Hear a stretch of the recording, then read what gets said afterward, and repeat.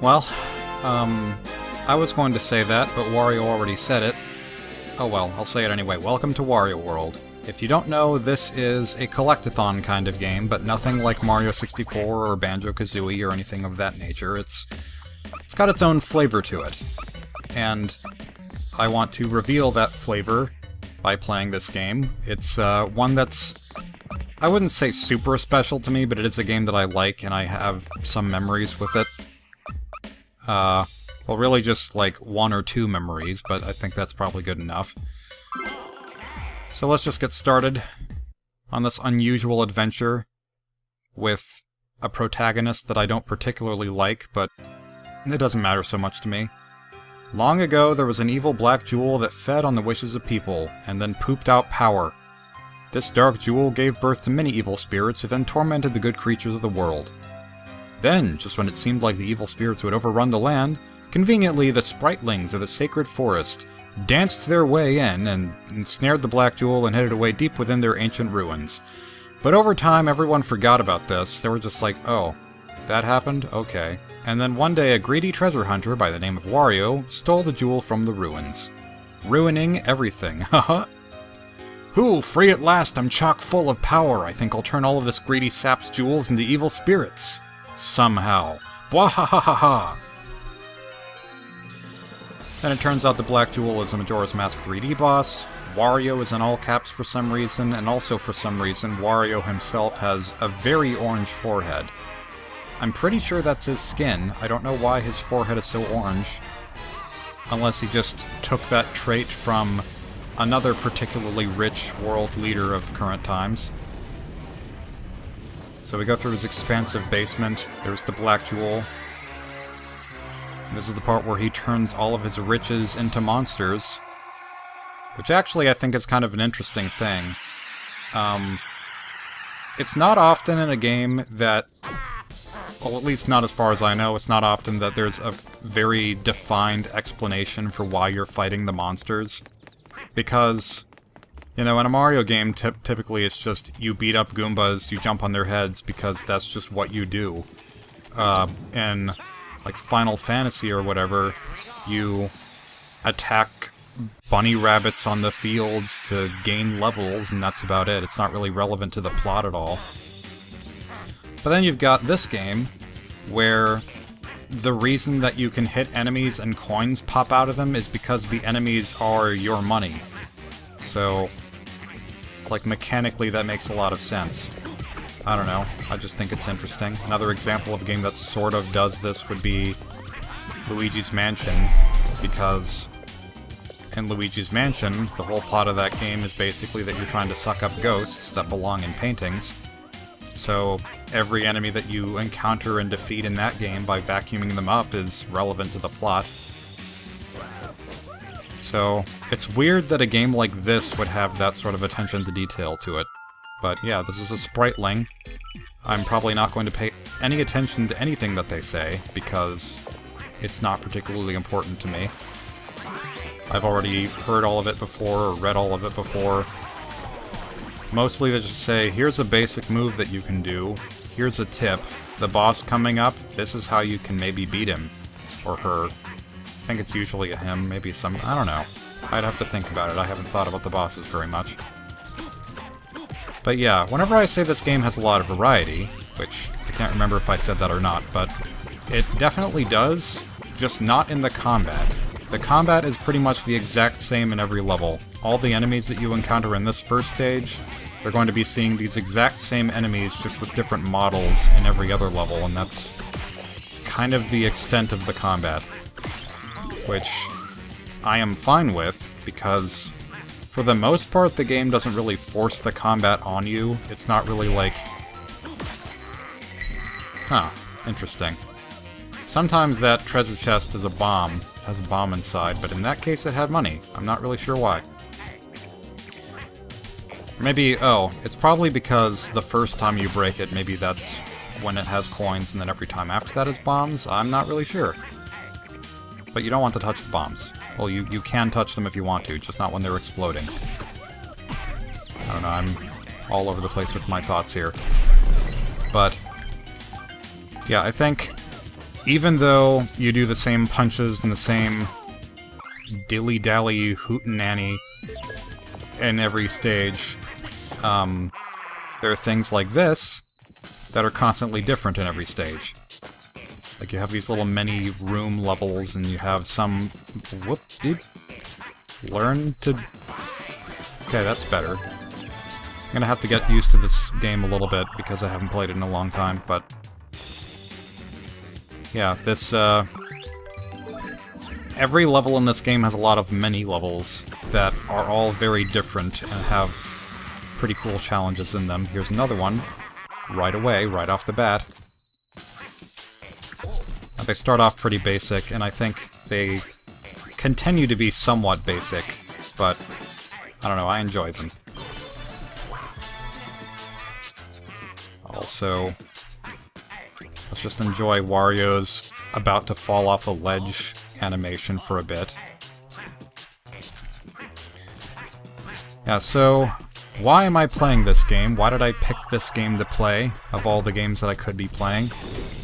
Well, my only real story with this game is how I came to discover it, which isn't that much of a story, but I think it was probably, I mean, it was back when I didn't really use the internet for much of anything. At least nothing game-related. And I was at GameStop with my mom, and I saw this game just on the shelf. I thought the box looked cool. Sort of unusual.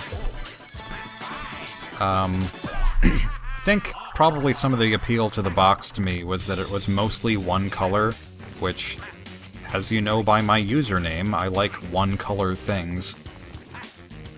But I don't know. It was, trying to think of the way to describe it. Like, I enjoyed the Wind Waker box for the GameCube, the American one, because that's all pretty much just one color. It's just gold.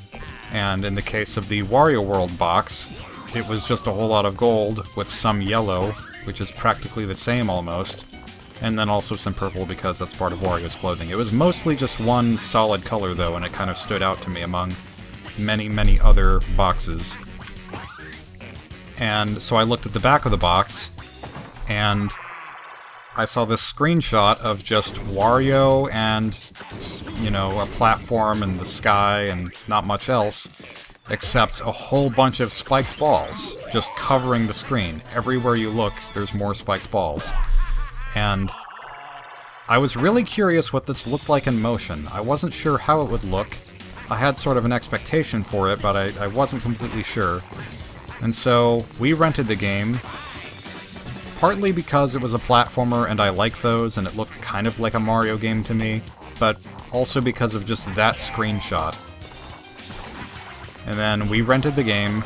I think I completed the whole thing just in the rental period of like 3 days or whatever it was, because this is not a very long game. You can beat it in one sitting, which is what I'm gonna try to do. We'll see how that works out. And, yeah. But even after completing it, in the rental period, I still wanted to play it more. I wanted to play it again, just all the way through, because I had so much fun the first time. So we bought the game, and since then, at least for a few years, I had this tradition of just beating the game completely all the way through once a year, and that's not really something that I've done with any other games. Mario Sunshine was kind of that way, but I wasn't doing it in a very, like, I don't know, it wasn't as religious. No, I don't know what the right word is. I wasn't as committed to doing that once a year as I was with this game. But yeah, so this game has some special value to me because it's like perhaps the only game that I can think of that I've just discovered on my own completely without any guidance from anyone else, if that makes sense, not even using the internet. Anyway, here's a fun speedrun strat or something, if you want to call it that. The first bridge that you go across out of these two is going to break once you get to a certain point, but you can do this, and then not fall into the abyss below. But I'm gonna fall into the abyss below anyway, because I might as well show this off. Every level has its own Unithorns lair. And in the Unithorns lair, you have all these Unithorns trying to eat your brains, but they don't really want your brains, they just want your coins. They want your money. They are gold diggers. Not that Wario isn't, but we're just not going to talk about that. And, you know, you could say he digs for gold in his nose. I don't know. I think that was, like, actually a joke in the instruction book for the game. Not entirely sure, though. I remember reading that at some point, but I don't remember much of it. Come to think of it, I remember it saying exactly what Wario's weight is, and it's like 300 or 400 pounds. I'm not exactly sure how much it is. And Wario defends himself by saying, "What? That can't be right. Oh, it must all be muscle." As you would expect. Anyway, I was saying something. Probably wasn't important. Maybe it'll come up again at some point. So this is the, what is this first level called? I think it's the Greenhorn Forest. Let's find out. Yeah. Oh wait, gotta listen to that pause menu music. It is the best music. And I think... I wish that I knew how long that Siva Gunner video was that had the Wario World music, but changed into a whole bunch of other motifs. Because it's the exact length that it takes for Wario... Well, basically there's a secret in this game, the kind that you wouldn't expect there to be in this game, where if you sit on that pause screen for like 40 minutes, or maybe it's like 2 hours, I don't know how long it is, but for a very long time, then... Wow, slow down. For some reason, just in that one specific spot. I gotta look for that green button, wherever that is. Yeah, if you sit on that screen long enough, Wario stops going, "Nya, nya, nya, nya, nya," and then he just says, "Sorry." So maybe he's not such a bad guy after all, except he clearly is. Wait a minute. Wrong way. This is the one that I wanted. And that's everything. Now I just have to go back all the way to the boss, and we'll defeat the boss. We will smoke him like a cigarette. Now, have any of you ever smoked a car like you would normally smoke a cigarette? I don't think that's possible. I mean, it might be if you really crushed it up into tiny bits. But that would be a bit harsh on the lungs, though, wouldn't it? Just thinking about Socklops by David Firth. One of my favorite of his animations. That, along with Salad Fingers Episode 8 in particular, the one with the cabinet. Or, sorry, the safety cupboard. So one of the things that I really appreciate about this game is that it has lots of boss fights. There are more boss fights than there are standard levels. Because every level has a boss fight, and then there's an additional boss fight at the end of every level. This game has a total of 8 levels. This would be the first one, so this is not going to be a particularly long LP, since, as established earlier, this is not a very long game, but for what it is, I think that it has a lot of... There's lots of fun to be had.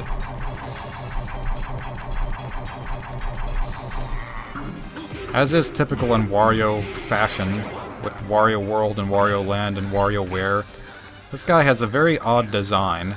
Not as odd as some of the other ones in the game, but still kind of odd. He's like... I don't know how to describe him. He's like Guile... Is it Guile? Yeah. A little bit of him, plus a little bit of Donald Duck, plus a little bit of the Hulk, mashed into one Play-Doh creature. I don't know what to say about that, but... There we go, I think that's probably going to be it for one episode. So, I will see you next time. Oh, forgot about this. Forgot about the cutscene where you get half a heart if you complete a golden Wario statue. Good times. So next time we will be going into a level with music that has stood the test of time in the Wario franchise, for whatever reason.